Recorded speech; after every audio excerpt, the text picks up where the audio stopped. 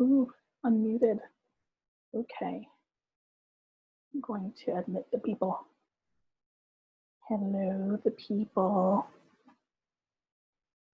Everybody's probably muted, so yeah, I'm going to unmute you. So you can say hi because we've got a few minutes, and I want to say hi. Hi, everybody who's here. Hi. Hi. Oh, Oh, this is exciting. Thanks for being early, or on time, I should say. I'm going to get started. I mean, probably not at the hour because Zoom requires that we download this client, and a lot of people don't read that part in the email. So, you know, we just kind of, hi, we just kind of have to wait a few minutes for people to get in. So the good thing is I'm already recording, so we're not going to forget that, because I have this problem sometimes where when I do these kinds of things, I forget to record. So that's no good. So I don't know if you can unmute yourself if you want to jump in and say hello. But go ahead, feel free. hi. Hi, good to see you. So good to see you. I'm so happy you're doing this. This is amazing. Thank you. You're welcome. You're very welcome. I just hope everything works because I'm using Google Slides, and I've never used it before for presentation. And also, apparently, I've decided to become a little bit under the weather, so my voice is a little bit froggy. Good fun. Good fun. Yeah, so just gonna wait a few more minutes for people to come in, and then we'll get started. Do you want to see faces? Is it easier to see faces or not see faces? You know, if you want to show your face, then that's fine.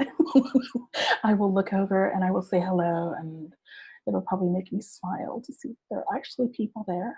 So if you want to turn on your camera, you totally can. But I started with, you know, cameras off because not everybody loves being on camera. And I understand that. That's fine. So, hi. Hi. Oh, this is exciting because like a lot of you are new to me. Hi there. Oh boy. Oh, so this is super exciting. Like, I apologize.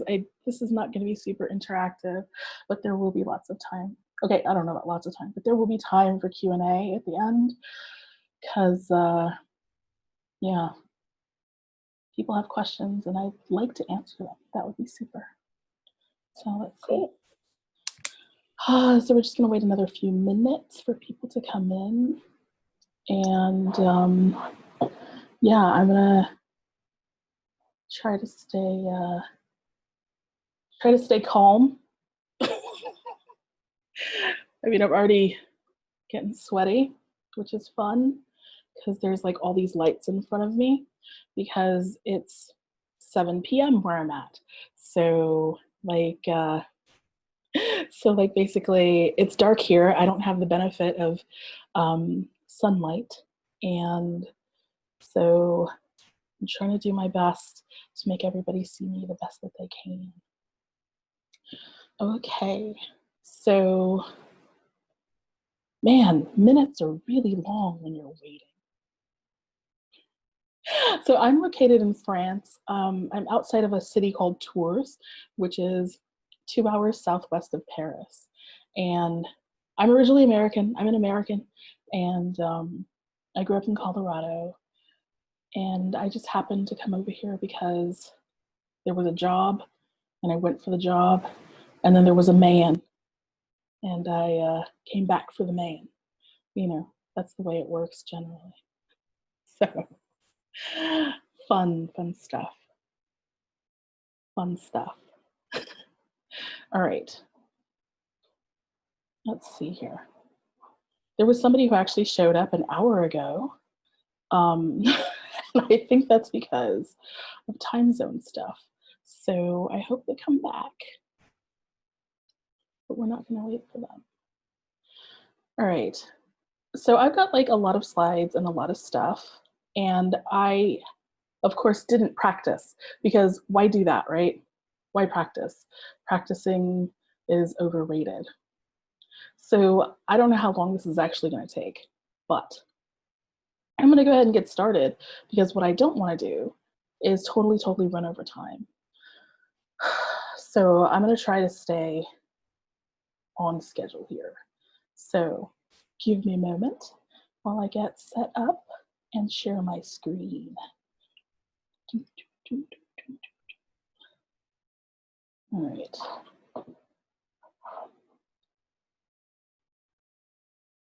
Start presentation. And then load the screen. All right. Here we go. Cool. So the way this probably works best for everybody is using Zoom. Up in the right-hand corner, there should be a couple of boxes if you're on your computer, not if you're on your phone, that give you an option for gallery view or for speaker view. And you probably want to choose speaker view. Gallery view is cool because then you get to see everybody the same, but speaker view is better because then you actually get to see my screen, and that's pretty useful because that's where the good stuff is. So actually, I just realized that I don't have my life together just yet. There's a little thingy I forgot.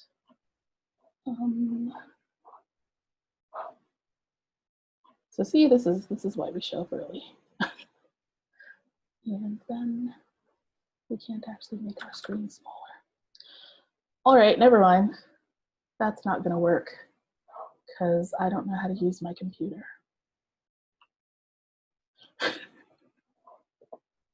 Alrighty, let's try that again.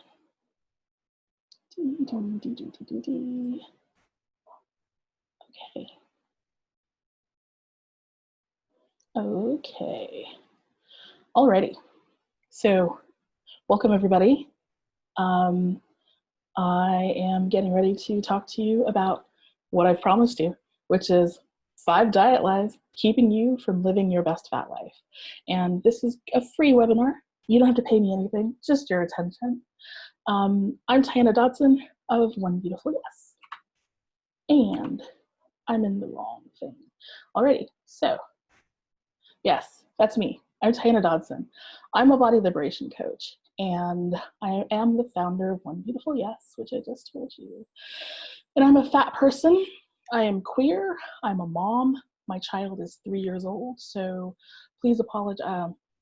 I just wanted to let you know ahead of time, you might hear a little bit of screaming in the background because it's bath time here shortly. I'm also a biracial woman of color, so that just tells you a little bit about me before I jump in here and tell you all about diet lies and living. So important stuff is space keeping. I'm going to try to keep all of the good stuff within 60 minutes because I know you're all busy people, and I don't want to, abuse your time. However, I'm going to also try to keep Q&A time at the end so that everybody has an opportunity to ask questions. However, you can use the chat box for any questions that you have. And you can just put that right in there. You should be able to find the chat box by clicking one of the buttons at the bottom of your screen of Zoom and type it right in there, and I'll be able to see that, even though I won't necessarily answer it right immediately. Okay, and essentially you can choose to either send your chat directly to me or you can send it to everyone, but if you choose to send it to everyone and you see somebody's question and you know something about it, just, please be respectful of everyone here. There's no stupid questions. There's really nothing outside of the bounds as far as questions are concerned. And that's part of respecting yourself, is respecting that your questions are valid. And yeah, I want to hear them. I want to know what you want to know. and I want to help give you the information, okay? So everything's going to be recorded, and that's good because, yes, it is recording. That's a reminder for me. So you'll get the recording afterward in your email, all right? And there was one other thing. Oh yeah, pen and paper, anything to write with would probably be useful because lots of stuff to go over, and maybe there's something interesting you want to write down and keep for later.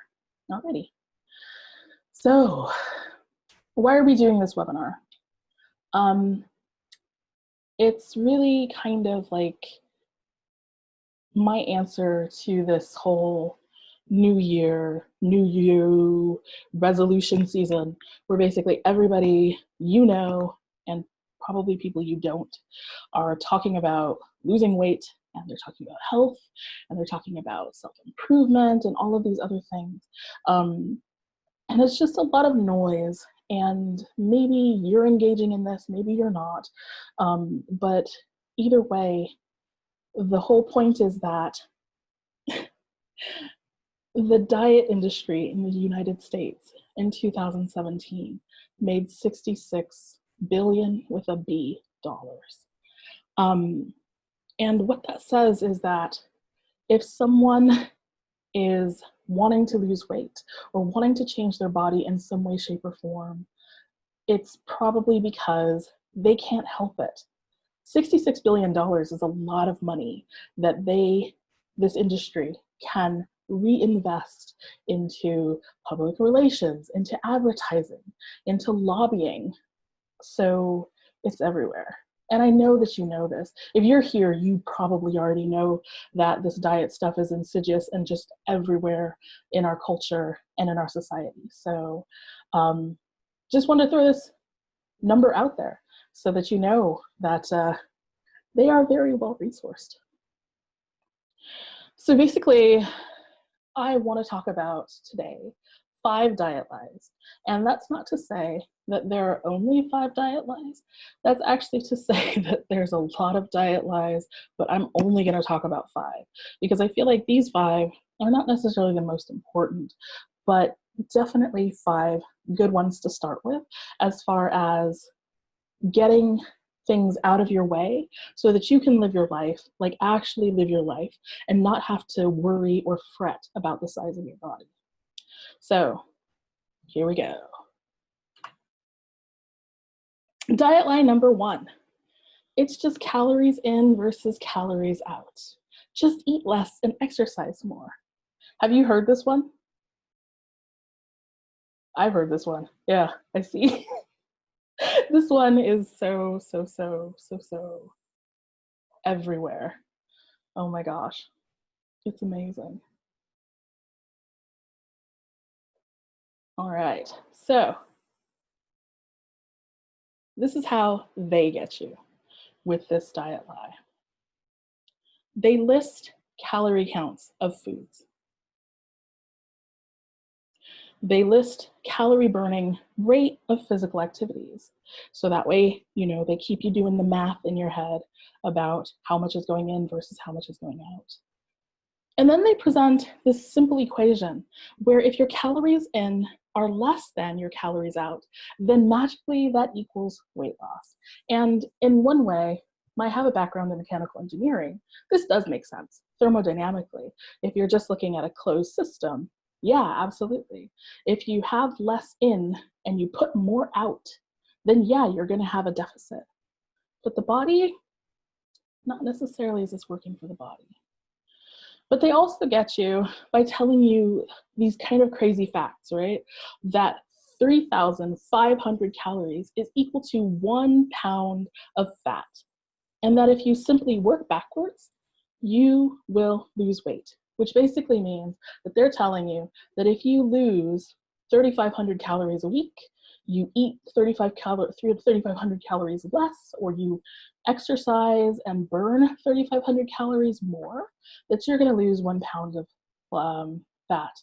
And that is a really, really easy little bit of math. However, it's not completely true. And then, of course, how do they get you the best? They tell you that dieting works. It totally works. Calories in versus calories out, eating less and exercise more. It works, right? But let me tell you, this is why this is a diet lie. This is why this is false. Because the calorie counts of foods are just information. This number of calories isn't telling you anything about the quality of the food. It's not telling you anything about the nutritional value of the food. It's not telling you anything about the makeup, macronutrient-wise, of the food. So our bodies burn all these calories differently, and our bodies use all these calories differently. So knowing that if I eat this thing, it is this amount of calories, doesn't really give me very much information as far as what that food is going to do for me, or if it's going to be something that's good for me, or if it's going to be something that causes problems. Click. Okay, so the calorie burning rate of physical activities. This is not a great bit of information simply because this is different for every body, for every day, and it's different in every situation. If me and you get together and decide to walk uphill together, and we're going at the same pace, and because we're doing it at the same time and we're doing it together, everything as far as environment is concerned is the same. However, my body is doing something completely different than your body. So I cannot say that walking uphill for 30 minutes is going to be equal to a calorie burn of this amount, for the simple fact that that cannot necessarily be true for both of us at the same time. Yeah, so the calories in being less than the calories out equal to weight loss, as far as an equation is concerned, is just really just not that simple. I mean, the Mayo Clinic, which actually is still saying that we need to lose weight and be thinner people, even says that it sounds simple, but it's more complex when you lose weight, because you usually lose a combination of fat, lean tissue, and water. So what's lean tissue? That's our muscles. And also because of changes that occur in the body as a result of weight loss, you may need to decrease calories further to continue weight loss. So this is actually a really important quote. And I have the reference at the end. So if you're interested in checking out that article afterward, you definitely can. But basically, they said it themselves, even though they are weight loss positive people, they're saying that weight loss is just really not that simple. So 3,500 calories equals 1 pound of fat. And using that to work backwards to weight loss and fat loss, unfortunately, we have no control over that. Mayo Clinic just told us we have no control over where we're losing this weight from, what kind of weight we're losing. So you can't say, okay, I'm going to eat 3,500 calories less this week, and I'm going to exercise another 3,500 calories, and I'm going to burn fat from my abdomen. You just can't do that. You can't make that choice because your body chooses that for you. So yeah, it's just not that simple. You have no control over what goes when you diet. And yeah, this whole claim that dieting works, it totally does work temporarily, because you're fighting your physiology. I mean, back to the Mayo Clinic thing, they said that the changes that are occurring in your body as you lose weight, actively as you lose weight, are going to force you to decrease your calories further to continue the weight loss. And that's a big deal, because what that's saying is that simply reducing the amount of calories today, after I lose that weight, because I'm gonna lose the weight if I have a deficit, next time, once I'm a smaller body, I now have to keep reducing. And if you've ever done Weight Watchers or any program like that, you've experienced this, where you have to recalculate your number of points or your daily intake or what have you, depending on the program, based on how much you now weigh. It never stops. All right. Diet lie number 2. Diets fail because I don't have enough willpower.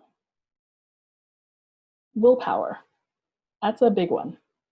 It's a big one because, of course, when you're doing the dieting, willpower is a big word that's tossed around quite a lot. And this is how they get you with this lie. They get you because they always tell you how easy the diet is. You know, I mean, they always sell you the same thing: calories in versus calories out, exercise more, eat less. It's always the same, packaged up differently. You know, all you have to do is replace your breakfast and your lunch with a shake and then just have a sensible dinner. That's easy. These words are easy, right? You know, that sounds just so simple, like, oh, a sensible dinner. Because they want you to buy in. $66 billion worth of buying.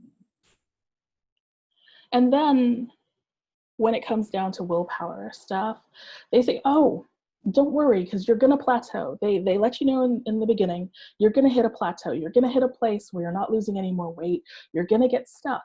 But let's tell you all these different ways to help you get unstuck. We're going to drink more water. We're going to work another extra 5 minutes or walk another 5 minutes on the treadmill. You know, you're going to look at your diet journal and you're going to find out the things that are keeping you plateaued. Like, you know, I mean, I remember when I was doing Weight Watchers, every week I got this little booklet that always told me how best to work the program. And that's something that they do to make you get past that idea that it's willpower. And then there's this wonderful, wonderful thing that they're doing, which is framing that every time you resist temptation, you are virtuous. You're being a good person. You're doing it right. You know, you're gonna lose the weight. And you're so strong and you're resilient. And there's all these lovely words that they toss out at you. Because, like, you've got your sword and you're slashing down sweets and fats. And that makes you a good person.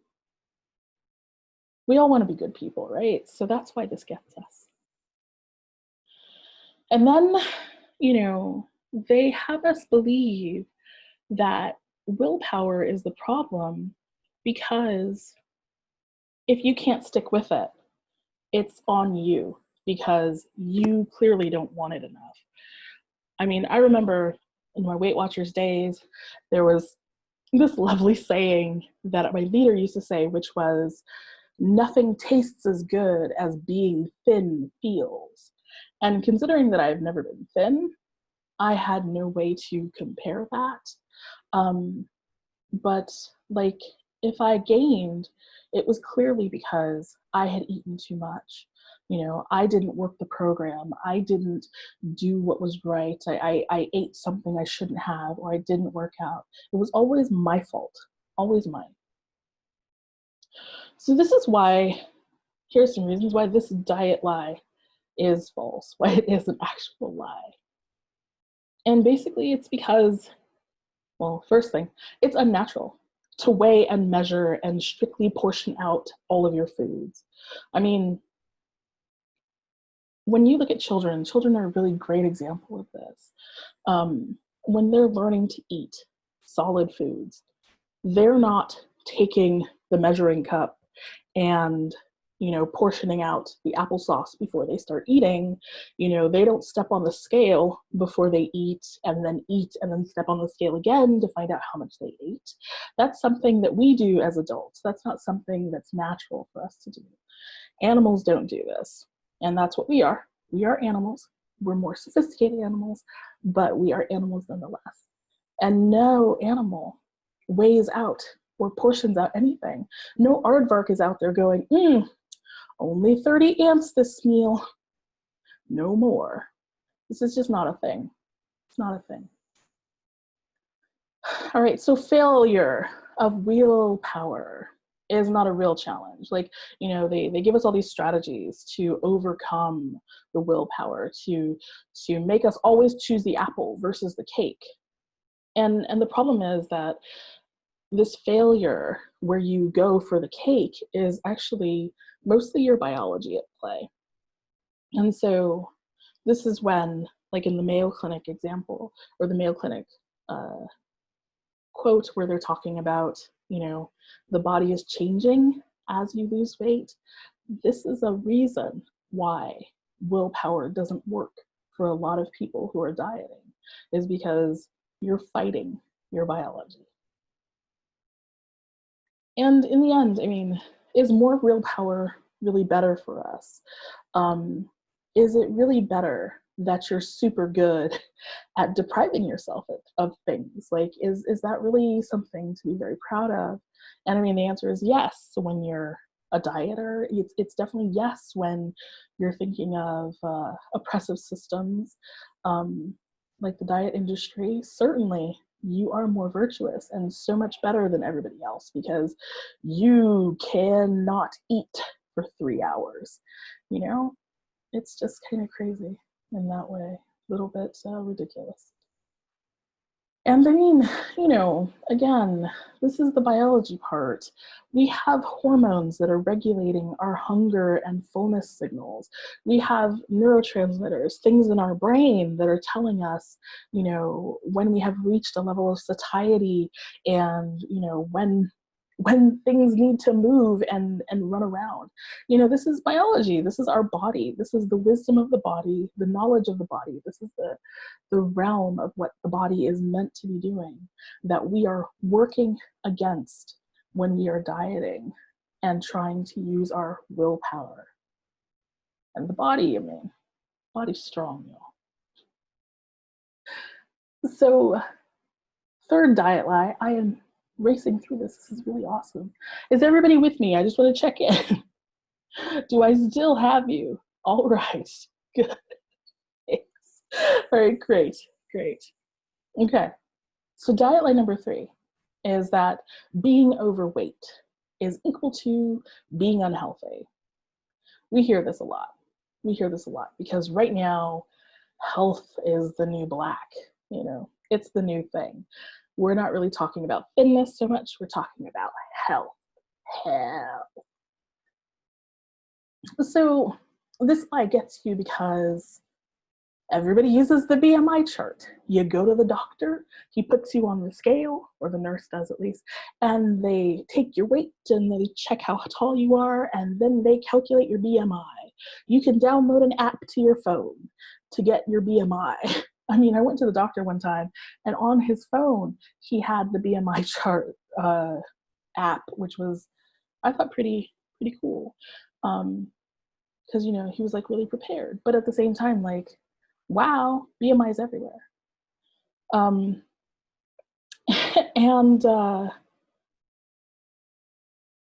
they also get you because they tell you about this range of BMI, which is 18.5 to 24.9.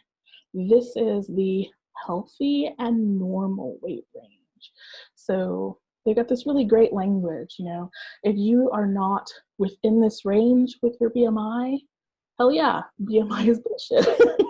But if you're not within this range of BMI, you are not healthy, you are not normal. And that sticks in your head.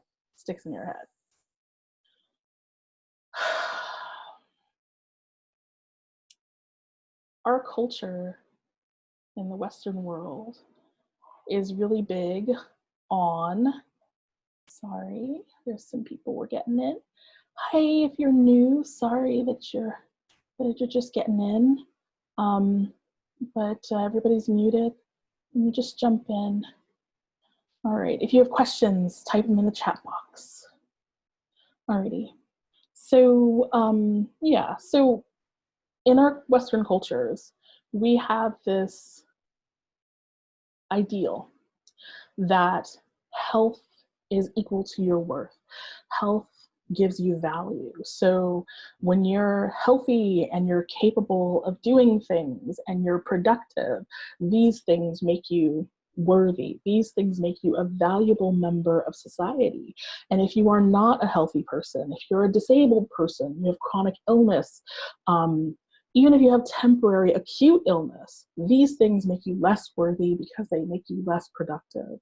And we all want to be good people. We all want to be productive. We always want to be good members of society, because, you know, this is who we are as people.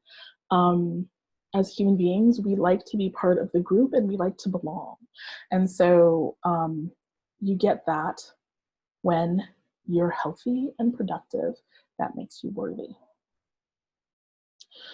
And then there's a lot of language that tells you, communicates this information to you. We have this pathologizing language that's used in the medical industry, in the diet industry, in the media at large, where we say words like obesity to refer to larger bodied people. We say epidemics. So, you know, I know you've heard about the obesity epidemic. You know, it's coming to get you. It's coming to get all of us. And then we also have this word like overweight, you know, which is a judgment word, a judgment-based word. You're over some weight that is good for you and that makes you bad. So all of this language goes to help support the idea that there's something wrong and something unhealthy with being a person in a larger body. But these things are false, because the BMI was something that was put together by a mathematician in order to estimate the health of a population. So, like, you know, estimation, so not exact, and a population, so large amounts of people, not you individually and you individually. Like, how's the United States looking? Then we can apply BMI. That gives us the nice information to plug into a mathematical model, which is not real life, not at all. And then this BMI range for healthy and normal was kind of arbitrarily chosen. So BMI for this healthy and normal range used to actually go up to 27. So you were still healthy and normal as long as you were having a BMI of 27 or below, to like 19 or something like this. But in 1998, a nice little group of people got together, supported by the pharmaceutical industry, and they decided that 25 is a much easier, much more beautiful number, nice and round, that 25, to make that the limit of our normal and healthy range. There's no real justification for this. There's no scientific basis for that. It's just, it was an easier number. And again, pharmaceutical industry was behind it. So this health versus worth, health equals worth situation is also strongly tied to this neoliberal idea of personal worth equals productivity. And like, there's already problems there for the simple fact that we are not born productive. I mean, my kid is 3. He's not necessarily productive yet. Does that mean that he's not worthy or valuable? No, absolutely not. I mean, he's super, super valuable to me and worthy of all my love and attention that I can give him.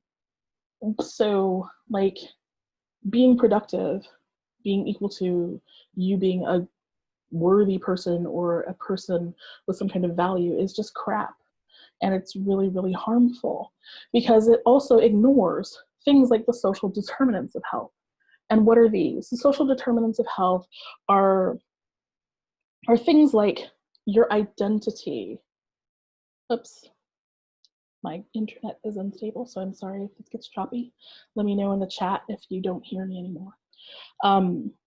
So yeah, social determinants of health are things like your identity. So this is your race, your age, your sex, your gender, your your sexual inclination, all of these things are part of your identity. Like your environment is a social determinant of health, your education level, your finances, and all kinds of other things. And all of these things stack up together to really directly impact your health. So, if you're a rich white male, you're probably going to have a better health outcome than a poor Black uneducated woman who also happens to be trans or maybe queer. There's a big difference here, and these things do impact your health. And as far as pathologizing language is concerned, I mean, this is actually really insidious and really terrible for the simple fact that when we pathologize someone, when we use the word obesity, we're saying that this is a sick fat person. And the truth is that not every fat person is sick. So calling a fat person an obese person is a misnomer.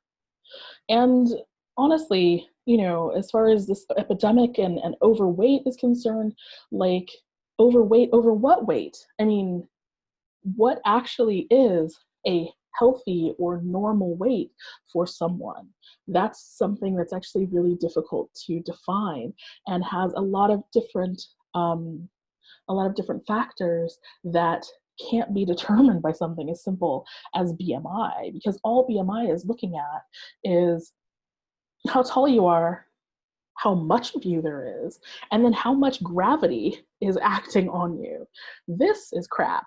This doesn't tell me anything about your health or your well-being or your possibility for healthy outcome. So, these are things that you have to think about. And then on top of it, not every larger bodied person should be a smaller bodied person. Some people are just built big. They have big hands, they have big feet, they have big heads. Some people have really broad shoulders. Some people are super little, teeny, and petite. I mean, we have a wide range and a wide variation of body types across the population of human beings in the world. So to say that everyone should conform to this very, very narrow range of arbitrary BMI numbers is just ridiculous. So that brings me to guideline number 4. I'll be a better person when I'm thin.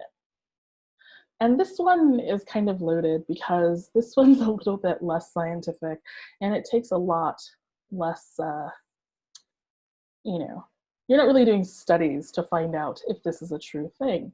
However, they get you to believe this. The diet industry gets you to believe this kind of thing by showing us lots of imagery. You see anytime they're doing a story on the news or there's an article somewhere or somebody's talking about it in a video or a movie or a film. Generally, we see these sad, headless baddies. Like we see big fat people, like really, really big fat people, walking around in groups, and they generally are wearing clothes that are not very well fitting. And, the imagery is always like, oh, look, they're by themselves. They're so sad. Oh, too bad they're fat. And then we tend to see happy thin people. What are thin people doing? They're jumping around. They're smiling while they're eating salads. They're doing CrossFit and loving it. They're doing yoga and looking so serene. These are the kinds of images that we tend to see out in the media. So this is what makes us think that, oh, definitely better to be thin, huh? And then there's the idealization of thinness. Like, it is ideal. We think that somebody's better when they're thin. Like, they're smarter, they're more capable, they have lots of things to offer. They're not sad and depressed or sitting at home alone. People love them. Look at their life. Wow. And that's really a bad thing. And then with this idolization of thinness, we do things like celebrate people's weight loss. And there's a caveat here, which is when people lose weight, they're doing a lot of work, like so much work. So much work, especially when they're losing significant amounts of weight. And so, yeah, like, you know, sure, we want to celebrate, like, look at your hard work. That's super. Look at all that good hard work. But the fact is, we're not celebrating their hard work. We're celebrating that smaller body that they have been able to achieve.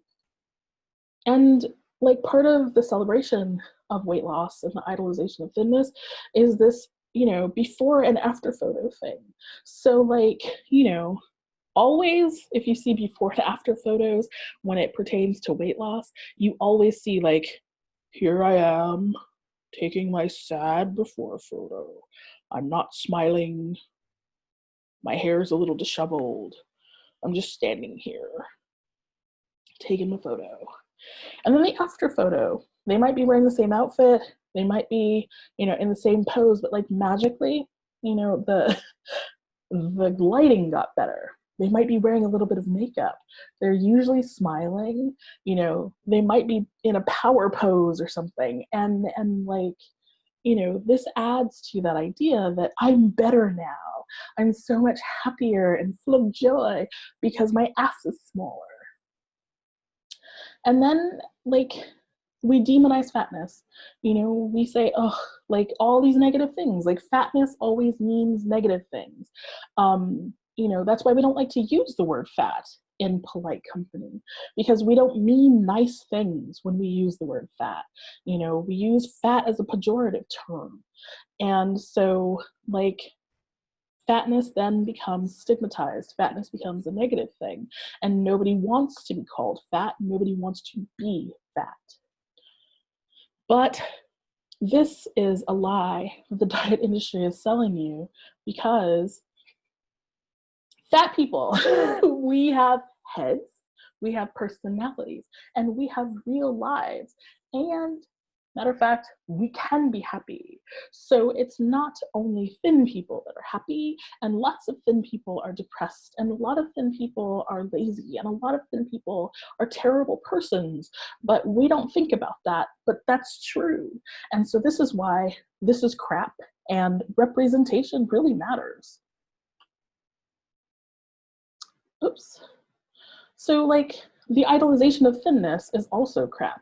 And the reason why is because cultural attitudes and norms change over time. When we were going through, you know, the Great Depression in the United States, and everyone was like starving because there's no money, like having a little bit of extra weight on you was a good thing, you know? Before people could afford to eat meat 3 times a day and plus snack, like having a little bit of extra weight was good, you know? These things were signs of health and wealth and abundance. So the cultural attitude has just changed from celebration of round curviness to celebration of chiseled abs, you know? And again, like I was saying, the celebration of weight loss is a misplaced adulation. You know, we are saying, oh my God, look at you. Wow, you've achieved this smaller body. That is so great.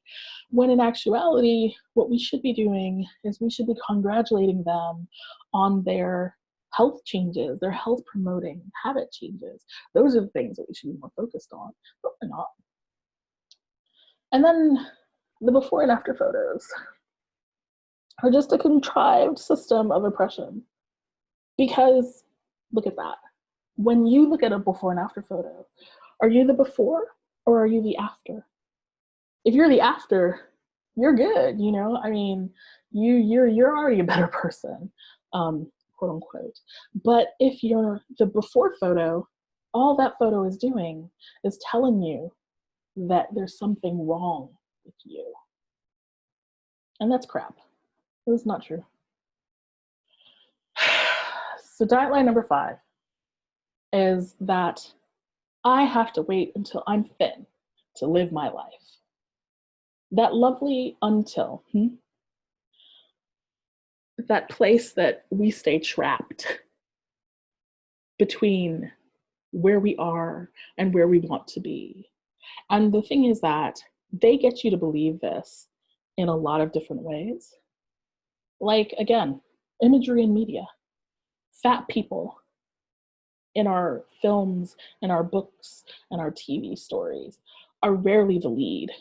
They always tend to have something wrong with them somehow. So, like, for example, there was How to Lose a Guy in 10 Days, a movie that I watched a lot because I was going through a breakup at the time. And the kind of chunky friend was like too needy. Her boyfriend had broken up with her because she was too needy. And like, even with This Is Us, this crazy breakthrough show, right, that's going on right now, we have this super fat character, Chrissy, whose whole arc, she's not she's kind of a main character, but basically her whole arc revolves around her weight. There's always something wrong with the fat person when the fat person's in the media. And if you're a fat person and you're looking at that, you go, oh, something wrong with me too. Then there's this wonderful revenge body narrative, right? Like, it has probably happened to you if you've had a relationship and you're a person in a larger body, that somebody might have dumped you and said negative things about your body afterward. And so there's this whole narrative where it's like, oh, go get in the gym and lose all that weight and join the Weight Watchers and all that stuff. And then you take pictures with your new fabulous ass and your new fabulous life and you show them, see, this is what you're missing.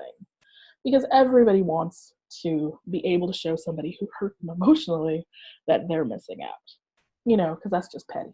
And it feels good to be petty sometimes. And then we have these prevalent weight loss success stories. Like, everybody who loses a lot of weight writes a book. And the book is generally always the same. I did it. Look at me. I'm fantabulous now. You can do it too.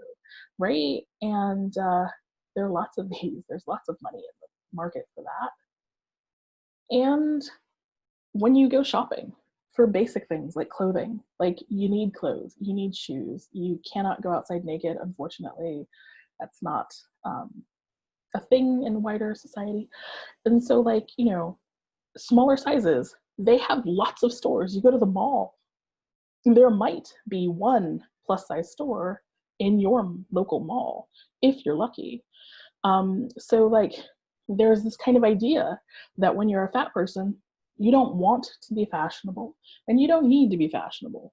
Why? Because you should be at home and be sad and hiding yourself and trying to eat less so you can go shop at Forever 21. And generally it's just shaming. Shaming is how they get you to believe this.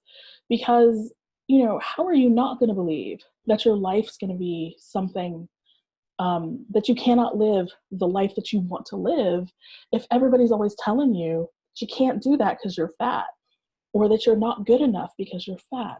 If you're always receiving negative feedback about your size, you're not going to believe that there are things that you can do until you're thin. But all of this is bullshit. And that's because media does not represent the true demographics of society. There are not enough brown, black, yellow, red people, queer people, trans people. There's not enough interesting, different variety of people in the media to represent the true demographic of our world. So our world, our society is not represented by what's going on in media. So that's why you can't believe everything that you see on TV. And I mean, hey, revenge body narrative, like, look, there are fat people who are out there who are having fantastic sex lives. There are fat people out there who have loving, compassionate partners. There are people out there who are living in larger bodies and all kinds of different sizes and shapes who have good, healthy relationships. So there's absolutely no necessity for you to be a thin person before you can find love. And so, like, this weight loss success stories, they're all over the place.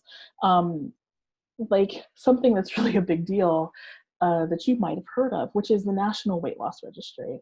And this is a nice little thing that you get to sign your name on to show that, yes, I have lost weight and I've kept it off. I'm a winner.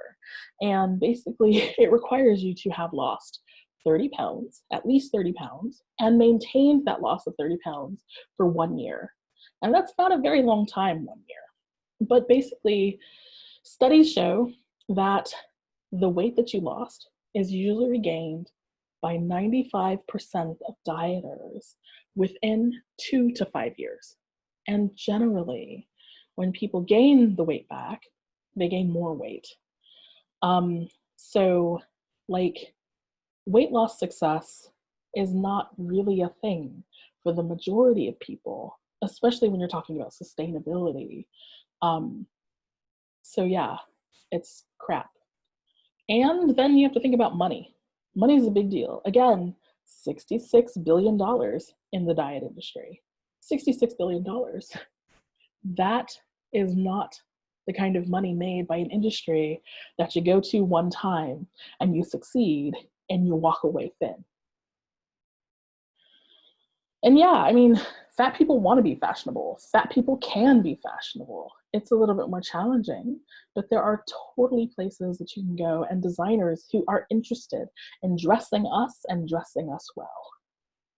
And if you have questions about that, I can help you find them. And yeah, like as far as shaming is concerned, the American Journal of Public Health has this great article that says that stigmatization of obese individuals threatens health, generates health disparities, and interferes with effective obesity intervention efforts. So basically, shaming doesn't work, period. All right. So big question, now that I've told you about all these diet lies and why they are false, how do you begin living your best fat life? This is a good question. And like I say to all of my clients, and pretty much anybody who will listen to me, is that you begin living your best fat life by making a conscious choice coupled with action. And so what does it mean? A conscious choice, like you're going to decide and you're going to commit that you're going to walk toward body acceptance. And that doesn't mean that, you know, you're gonna have a great day every day as far as your body's concerned, because that's just not a thing, unfortunately, as long as our society stays and our culture stays fat phobic. However, there are things you can do, simple things, like find ways to appreciate your body every day, no matter how small. So like really, really simple little things. I mean, one thing that I really enjoy is to tell my clients to every day look in the mirror and smile at yourself. Because that can change how you feel about yourself, right? Just smiling. Something else you can do is remind yourself that this is totally hard, but totally doable when you get stuck, because you're gonna get stuck. Because just because you've decided to walk this direction doesn't mean that the culture has changed around you. So you're gonna get stuck. So just the reminder that you can keep going.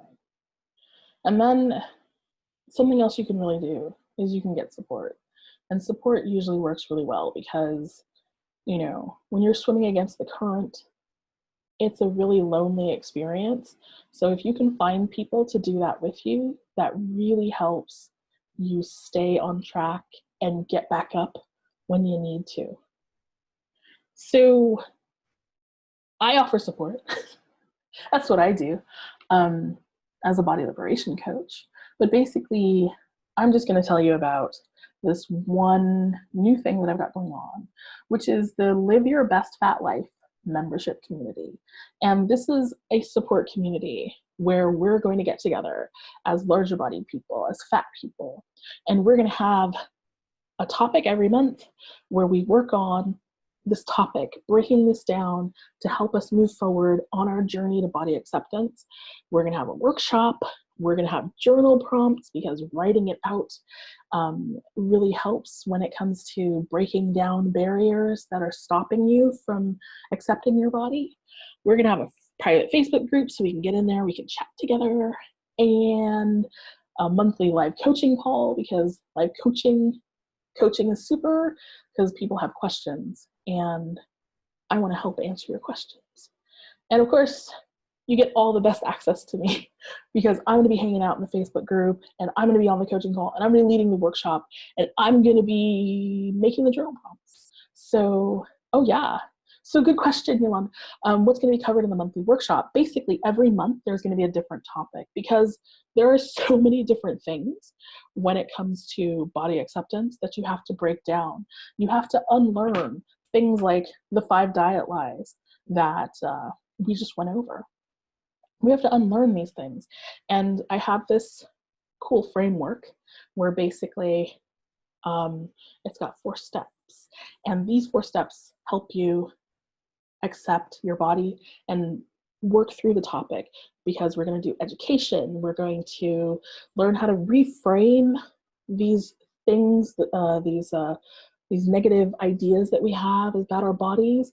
We're going to learn how to be resilient in the face of these kind of issues. And then we're going to learn how to advocate for ourselves in the face of these issues as well. And so each monthly workshop is going to be giving you that bit of education, just like I did today, only longer and with more time for questions every month. Yeah. So yeah, if you're interested, here's the website address, and I will also send that to you by email if you're interested. So yeah, evergreen.tyanadodson.com/LYBFL. Live your best fat life. And yeah, these are my resources. And this is where I got lots of this good information. So if you want a copy of this, let me know and I will send it to you. And yeah, thanks for being here and thanks for paying attention. And questions, any questions?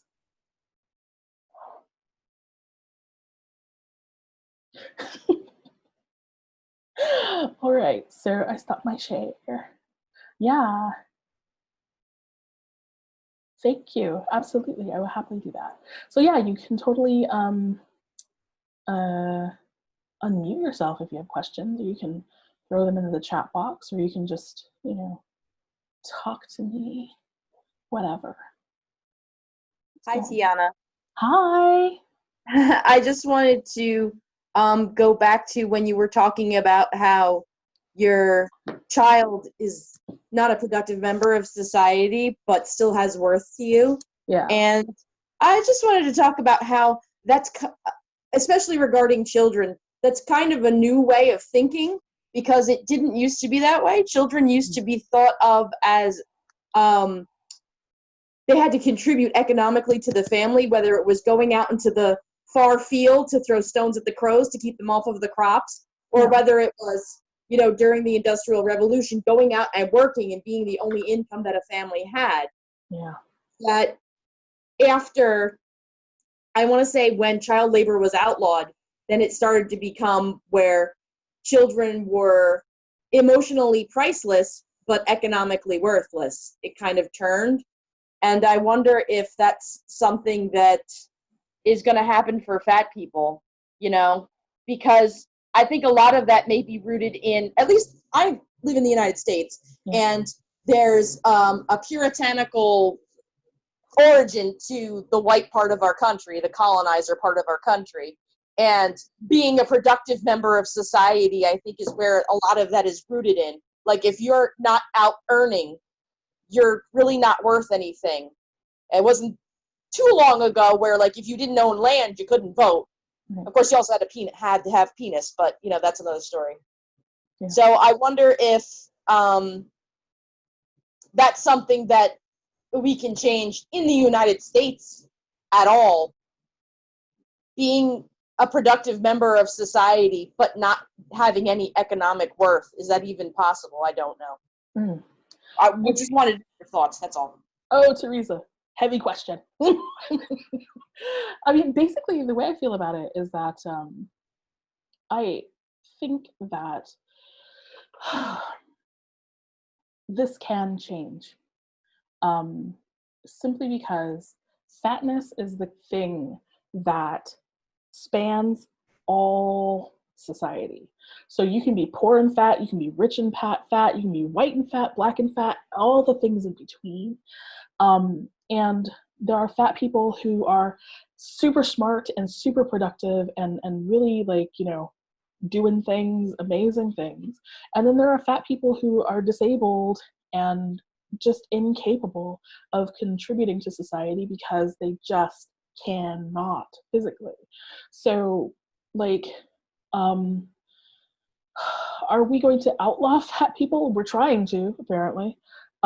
However, I think that there are so many of us, and because we are all across the spectrum, we can fight back and we can get together and be powerful and change things. However, we have to first change how we think about ourselves, because I find that there's lots of people who would really love to be more active, to, you know, really be out there and be making change in their community, in the schools, whatever, you know, maybe run for government.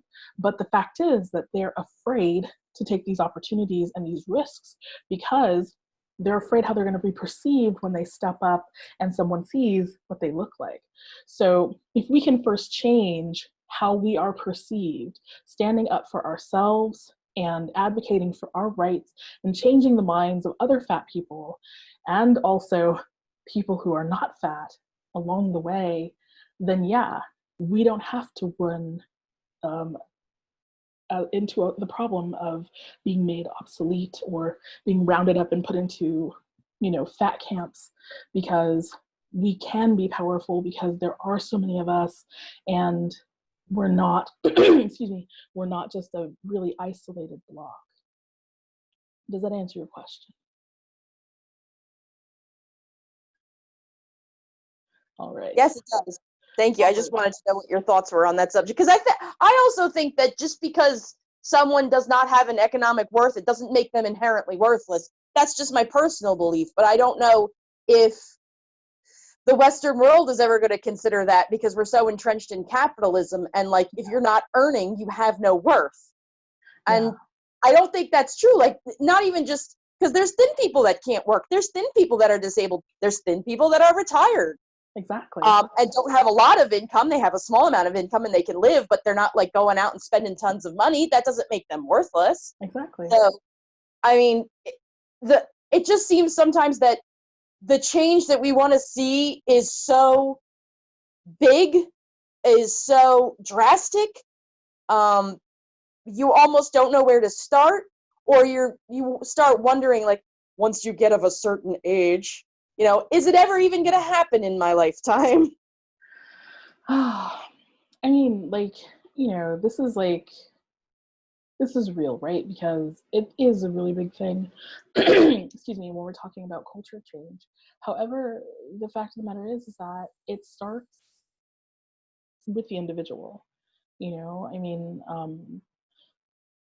when you feel differently about yourself, when you feel that you are a person of inherent value and inherent worth, regardless of what your identities are or, you know, your situation, you walk through the world differently.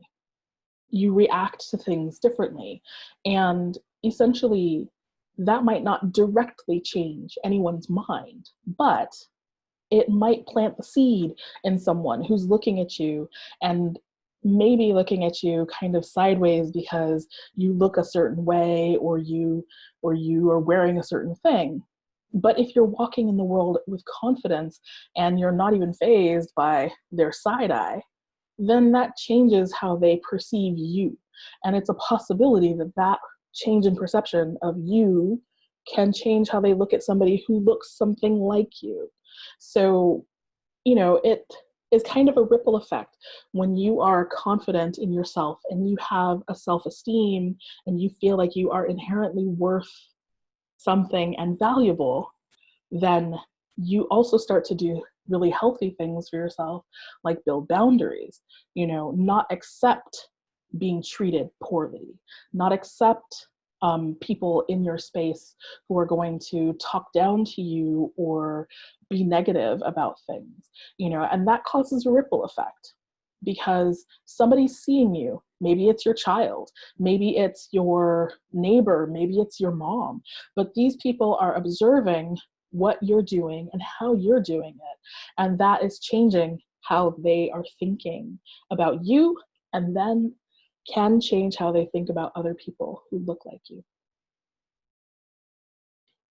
Yeah, Christelle's saying in the chat, yeah, it's a matter of self-confidence. Self-confidence really, really goes a long way. And that's how come it's important as a fat person to find that acceptance of your body.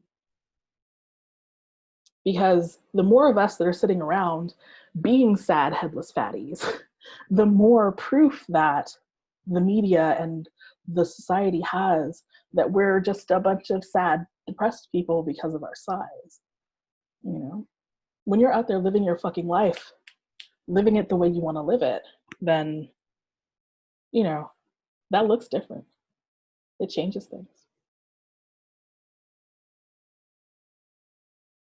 All right. So it's like after 8 o'clock. Does anybody else have any questions? This has been excellent. I'm so happy people are talking to me. I mean, I haven't done one of these in like forever, right? And like the last time I did one, I had like 2 people show up and one person couldn't get their thing to work and the other person like dropped off at the 20-minute mark. So I was like just talking to myself. It was really terrible. Oh, you're welcome, Christelle. Thank you so much for coming. I'm so happy that you guys were here with me. You spend this time. And yeah, I mean, I'll be sending out the recording probably tomorrow. And if you have any questions in the meantime that bubble up, you know, you can find me on Facebook, or you can find me, oh, Instagram is actually the place that I usually am. I'm at One Beautiful Yes on Instagram. And yeah, you can even send me an email. Email is always really good. Yeah, James Olivia, can you show the recording? Absolutely. I think that's fine. More the merrier. So yeah, if you have a friend or a family member or somebody you just want to send it to, please, please do. Please do.